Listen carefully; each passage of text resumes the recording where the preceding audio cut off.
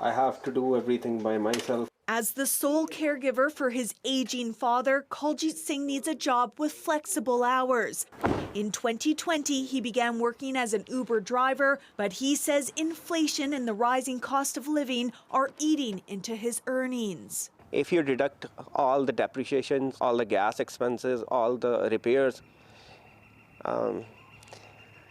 my income was like only $33,000. Singh says as an independent contractor, he has no minimum wage, job security, overtime, nor vacation pay, protections most workers have under the Employment Standards Act. If I deduct gas, taxes, everything, he was on $3 to $4 per hour.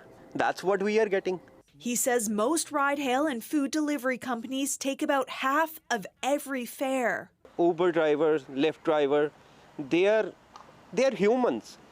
We are not machines. That's not an acceptable standard of work for anybody in this province, and it shouldn't be for these folks, mostly, newer people to our country. Indiraj Gill says many workers feel they have no voice, and when they do report concerns, numerous drivers say the companies usually penalize them by freezing their accounts. That is a punch to the gut for somebody who's maybe reliant on the work. Uber says when a driver or passenger reports a problem, it tries to conduct what it calls a thorough investigation. That may include temporarily placing a driver's account on hold. So many stay quiet. It's a system which discourages you to be safe, basically.